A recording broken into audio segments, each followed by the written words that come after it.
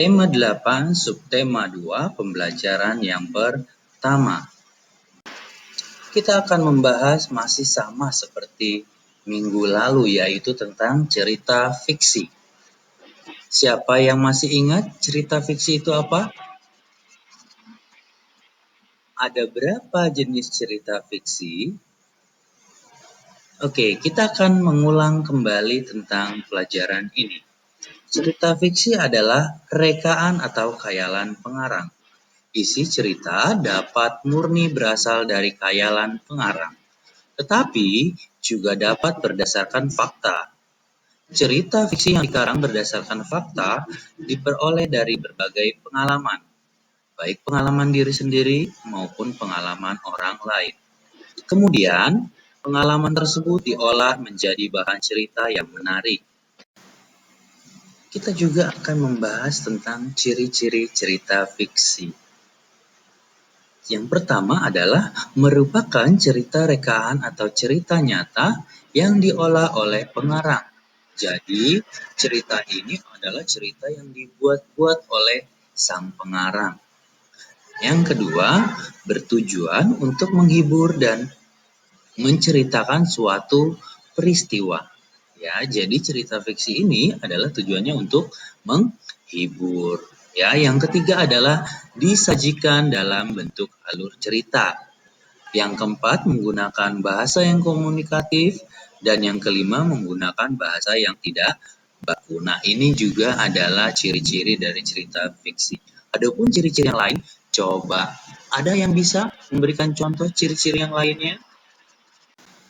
Oke, sebelum kita akhiri, Bapak mau tanya, siapa yang masih ingat apa itu yang dimaksud dengan gaya? Ada yang ingat? Ya, gaya merupakan kekuatan yang menyebabkan suatu benda yang dikenai gaya menjadi bergerak atau berubah kedudukannya ataupun berubah bentuknya. Jadi sesuatu yang bergerak dan berubah bentuknya itu mendapatkan gaya. Nah, sekarang Bapak mau tanya lagi, apa yang dimaksud dengan gerak? Iya, betul sekali. Gerak merupakan perpindahan kedudukan suatu benda terhadap benda lain atau tempat asal sebagai akibat benda tersebut dikenai oleh gaya. Sampai di Indonesia terdiri atas berbagai macam suku bangsa yang tersebar di berbagai daerah. Setiap daerah tersebut memiliki jenis-jenis tarian yang berbeda dan memiliki keunikannya sendiri.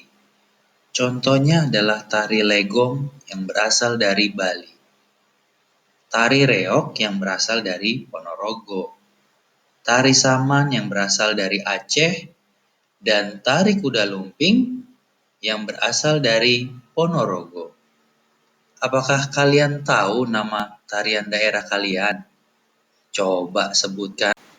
Setiap daerah tidak hanya memiliki tarian daerahnya masing-masing, tapi juga memiliki cerita daerahnya masing-masing. Kalian tahu cerita daerah kalian masing-masing? Ya, kita akan mempelajari tentang watak penokohan.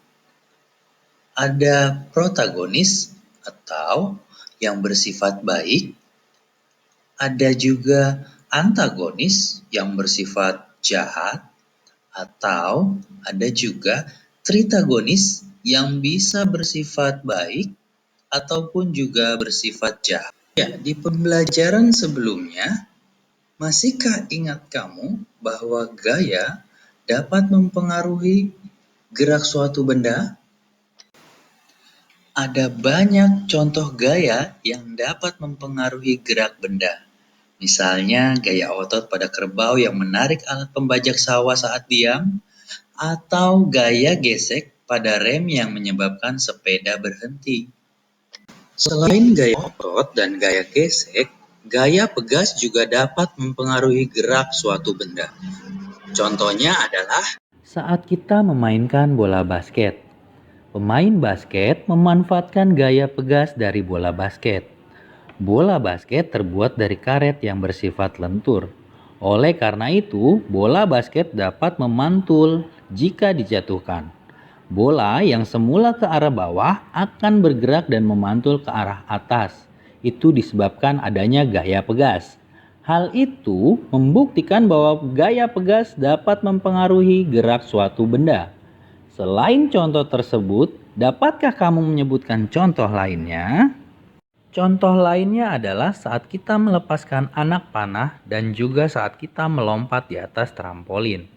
Semuanya itu menggunakan gaya pegas. Tahukah kalian daerah dengan julukan Kota Seribu Industri? Daerah dengan julukan Kota Seribu Industri adalah Kota Tangerang. Siapa yang tahu Kota Tangerang? Atau ada yang belum tahu tentang Kota Tangerang? Apa keunikan dari Kota Tangerang? Yuk, mari kita cari tahu.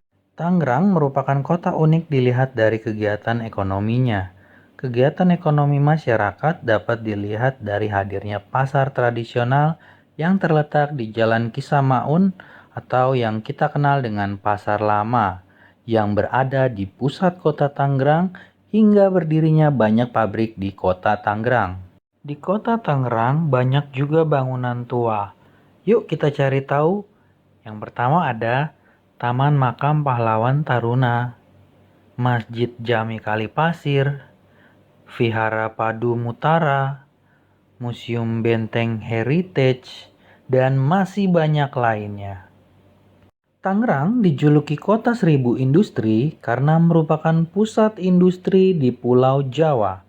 Di Tangerang berdiri lebih dari 1.000 pabrik, banyak perusahaan-perusahaan internasional yang memiliki pabrik di kota ini. Di suatu tempat kerja, seringkali kita jumpai banyak pekerjaan dengan berbagai spesialisnya. Contohnya yang pertama di perusahaan, ada manajer, ada staf keuangan, ada satpam, supir, tukang kebersihan.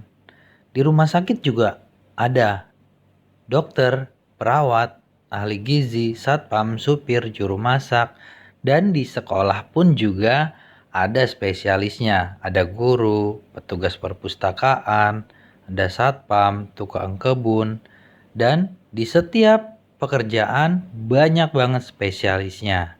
Pekerja dan pekerjaan pada suatu tempat kerja tentu beragam, bukan hanya pekerja dan pekerjaannya. Siswa di sebuah sekolah tentu juga beragam. Ada siswa yang suka berolahraga, ada siswa yang suka menari, suka sains, suka menggambar, suka membaca, dan lain sebagainya. Setiap siswa juga mempunyai karakter yang berbeda. Ada yang pemalu, pendiam, berani, dan lain sebagainya. Keberagaman siswa pada suatu sekolah hendaknya disikapi secara positif. Kalian termasuk yang mana? Setiap pekerjaan memiliki spesialisnya masing-masing, sama seperti halnya gerak tari. Namun, kita tidak akan membahas tentang gerak tari dari Tangerang. Kita akan membahas gerak tari dari Bali dan dari Sumatera. Yang pertama dari Bali. Gerakan pada umumnya dilakukan secara lincah, energik, dinamis, dan cepat. Tidak hanya kepala, tangan, dan kaki yang digerakkan, mata juga digerakkan.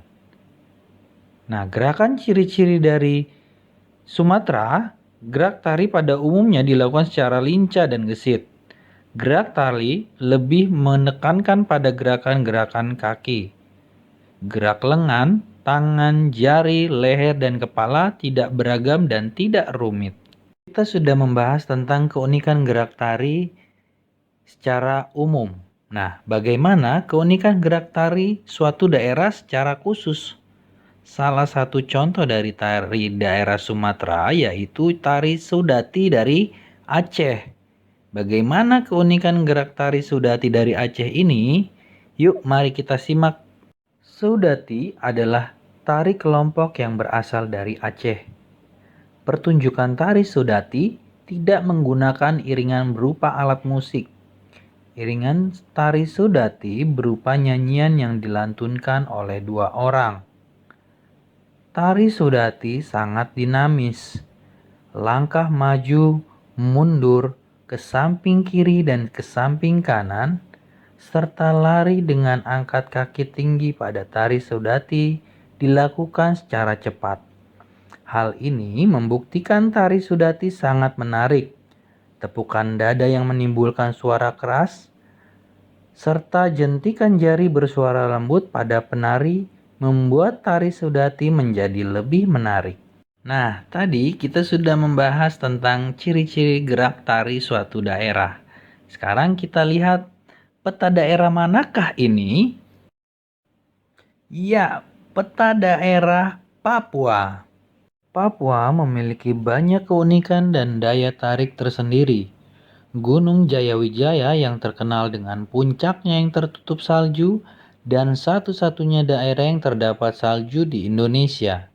Selain Gunung Jayawijaya, Papua juga memiliki banyak tempat wisata alam yang dapat memanjakan mata wisatawan baik lokal maupun mancanegara.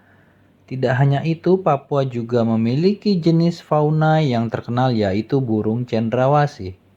Selain itu, Papua memiliki kesenian yang terkenal di seluruh daerah di Indonesia, berupa tarian dan lagu daerah, yaitu tari perang dan lagu Apuse yang terdapat di dalam buku paket tema 8 halaman 115.